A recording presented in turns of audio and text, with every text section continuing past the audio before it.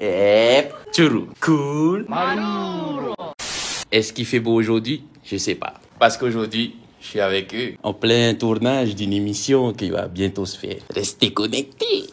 Later. Je suis sorti du tournage. Je pensais qu'il allait faire beau. Mais non, là, regarde. Il fait pas très beau. Et moi, comme je suis un je suis pas appelé ma voiture pour venir me chercher. Et je suis en train de rentrer à pied. Est-ce que je vais réussir à transformer ça en conseil aujourd'hui? On verra. Et pour tous ceux qui me connaissent pas, moi c'est Andy, je suis de Tahiti et sur YouTube j'essaie de publier le plus souvent possible des vidéos que j'utilise comme une sorte de journal personnel. Je fais ça parce que je suis un papa malade et que je suis pas sûr que je vais rester très longtemps avec mes enfants. Ce journal personnel il est pour eux. C'est dans ce journal que je veux leur laisser les conseils que j'aimerais leur laisser. Maintenant on est sur YouTube et je suis sûr qu'il n'y a pas que mes enfants qui vont regarder les vidéos. La preuve, t'es là. Et pour éviter que tu harmonies, je te propose à toi aussi de participer à mes vidéos en me posant des questions dans les commentaires.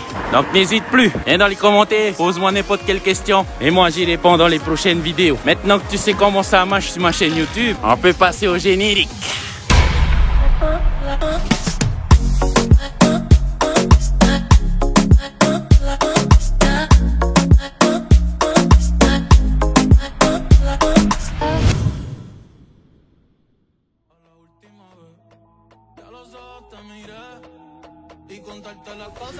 Quatre jours plus tard, je vous le procure maintenant parce que tous les autres jours c'était nul et j'étais pas bien, vraiment pas bien. Aujourd'hui je crois qu'il va faire beau et on sort.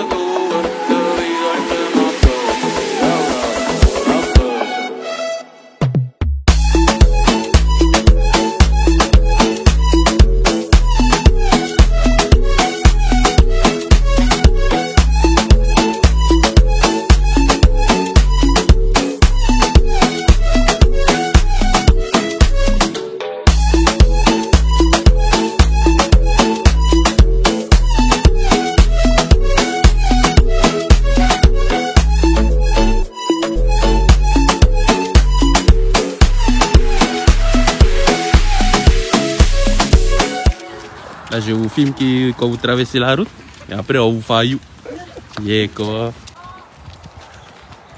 Et puis nous on n'entend même pas le coller quoi.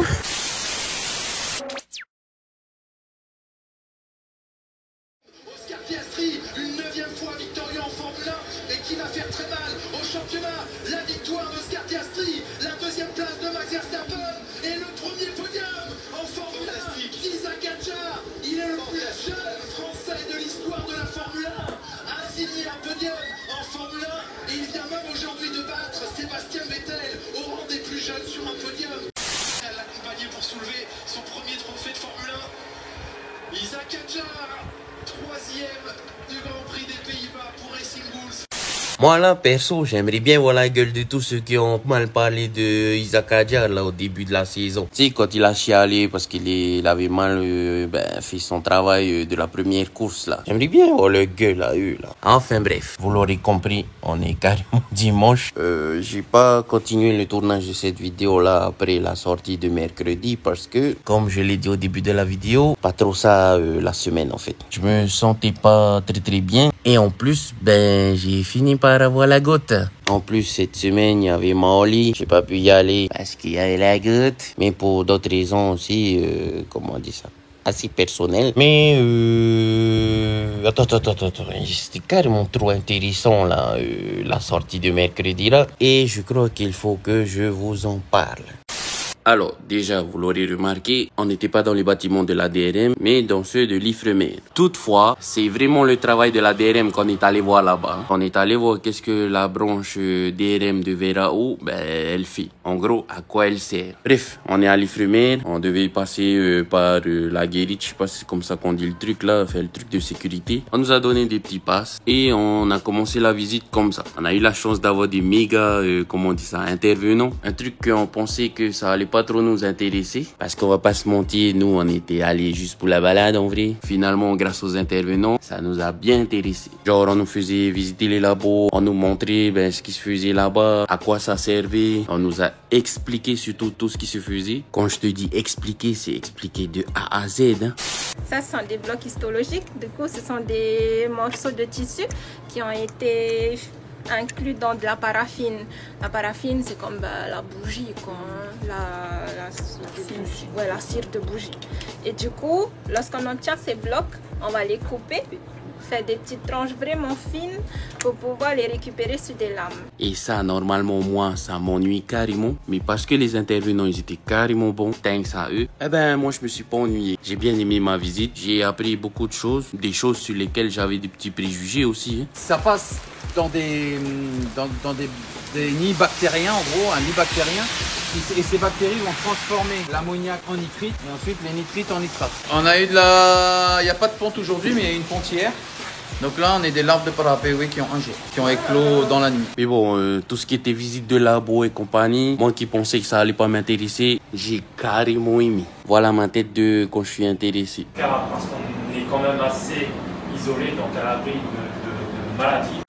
Après, comme ça, quand on regarde, quand on m'écoute, on dirait qu'il y a que du positif que j'ai tiré de cette visite. Mais en vrai, il y avait du négatif. On nous a fait marcher. Non, franchement, pour cette sortie, surtout pour les intervenants et compagnie, big up, c'était trop top, que du positif que j'ai tiré de tout ça, de tout ce que j'ai appris ce jour-là et de tout ce que j'ai vu aussi. Donc là, ils ont de la place, du coup, ils vont se cacher dans le coin. Ah, il va mieux le jour 16.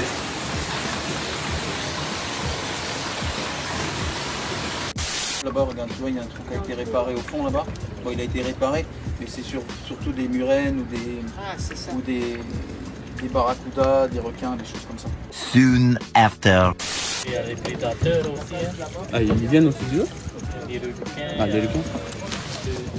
Pas plus tard que la semaine dernière, dans la cage du mini avec ton noir, on a trouvé un poisson avec la moitié arrachée, le pot. Mais il nageait encore dedans. Mais il n'y avait pas de prédateur, il y avait un trou sur le côté. Du coup, peut-être que le poisson dans la nuit s'est rapproché de la cage et que le prédateur, on dit que c'est plus une monstre de requin.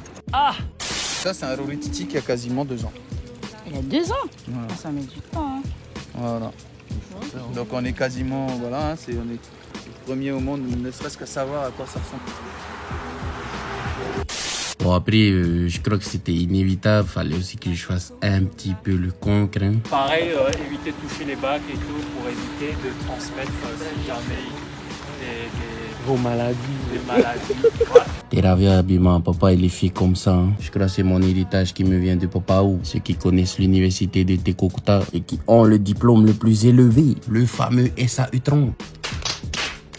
Bref, je te disais que notre objectif pendant cette visite, c'était de aller pour savoir ce que fait la branche Veirao de la DRM. Et cette visite m'a permis de voir les choses sous un autre angle. Déjà, respect à eux parce qu'ils font beaucoup de choses à la débrouille. Et vous connaissez papa et son amour pour ce mode de vie à la débrouille. Ils partagent les bâtiments de l'Ifremer, les structures et compagnie.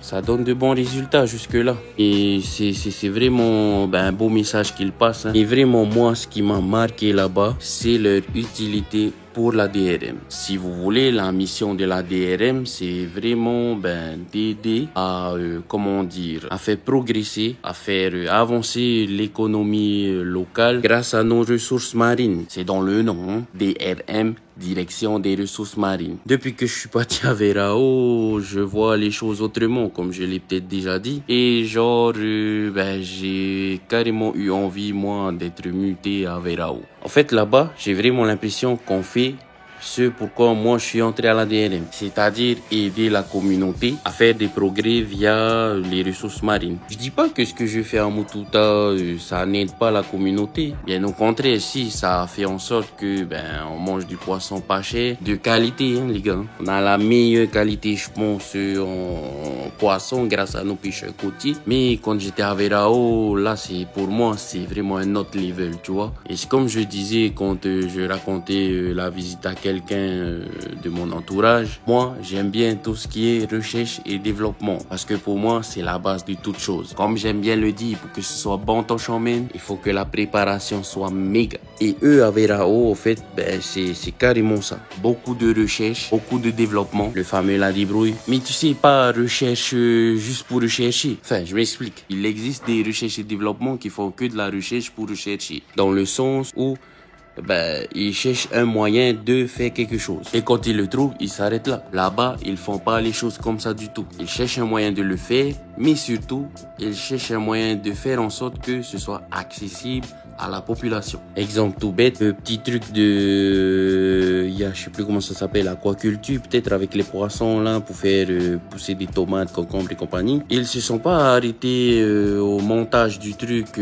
pour faire en sorte que ça rentre chez les foyers de Polynésie française. Ils ont pensé aux familles de Tuamotu. Du coup, le but, c'était de se dire, ok, est-ce qu'on est capable, via l'aquaponie, de proposer des kits familiaux qui puissent être développés dans les Tuamotu. Au Tuamotu, il n'y a pas de terre, l'eau douce elle est carrément rare et c'est cher le matos. Donc ils ont cherché un moyen de faire en sorte de créer un truc comment ça s'appelle déjà? L'aquaponie. Qui collait le plus avec la vie la plus dure de Polynésie française. Autrement dit, celle des Tuamotu. Tu vois cette façon de faire de la recherche et du développement, c'est ce que moi j'ai vraiment kiffé là-bas à Verao. Et c'est ce qui fait que je dis que j'ai vraiment envie d'être transféré là-bas pour le boulot, quoi. Enfin bref, c'était carrément top. Ça m'a apporté un autre point de vue sur le travail que je faisais à la DRM et surtout un autre point de vue sur moi et ma façon de voir la vie. Donc voilà, c'était carrément positif pour moi cette visite. Merci aux copains qui ont organisé la visite. Merci aux copains de la DRM Verao. Gros bisous à vous, big up à vous, parce que franchement, c'est méga ce que vous faites.